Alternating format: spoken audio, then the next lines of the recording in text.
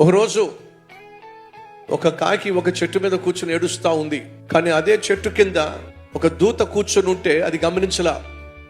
ఏడుస్తున్న కాకి యొక్క కన్నీళ్లు ఆ దూత మీద పడుతూ ఉన్నాయి. కాకిని దూత అడిగింది, ఎందుకు ఏడుస్తున్నావు నువ్వు? నాకు మంచి జీవితం కావాలి. కాకి జీవితం నల్ల రంగు, ఎవరు నన్ను ఇష్టపడరు, తోలేస్తూ ఉంటారు.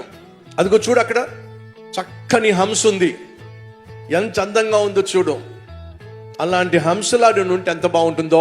హంసలా ఉండాలని ఆశపడుతున్నావు కదా, ఒకసారి హంస దగ్గరికి వెళ్ళి అడుగు. ఒకవేళ ఆ హంస తన జీవితాన్ని బట్టి హ్యాపీగా ఉందేమో అడుగు.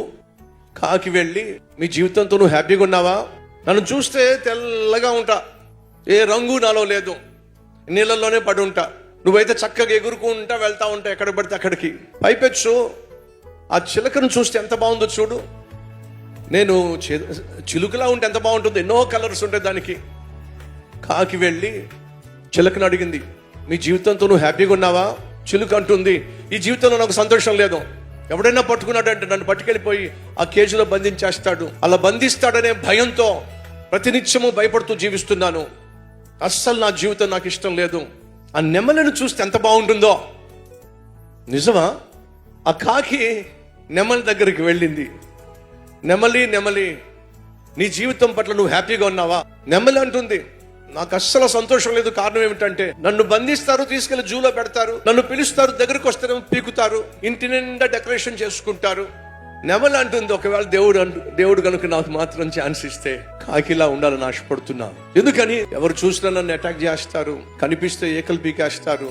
ఈ భయంతో నేను జీవించలేకపోతున్నాను. నిన్ను చూస్తే చక్కగా రెక్కలు ఉన్నాయి, ఎగురుకుంటూ వెళ్ళిపోతావు, ఎక్కడికైనా వెళ్ళిపోగలవు, ఏం తినాలన్నా తినగలవు. దేవుడు నాకంటూ ఛాన్స్ ఇస్తే నేను నీలాగే ఉండాలని ఆశపడుతున్నాను. కాకి అర్థమైంది, దేవుడు తప్పు చెయ్యలేదు అని. కాకి అనుకుంది తనకేదో నష్టం జరిగిపోతుంది, తనేదో కోల్పోతుంది అనుకుంది. కానీ చివరికి అర్థమైంది ఏమిటయా అంటే తన జీవితమే బెటర్ అని చెప్పి. సహోదరులో, do not compare with others, do not compete with others, but be content with yourself. ఇతరులతో పోల్చుకోకండి, ఇతరులతో పోట్లాడకండి, ఏదో సాధించాలని చెప్పి ఇతరులతో పోరాడకండి. దేవుడు నీకు ఇచ్చిన దానిలోనే తృప్తి కలిగి జీవించండి. ఈ రీల్ లైక్ చేయండి, అనేక మందికి షేర్ చేయండి.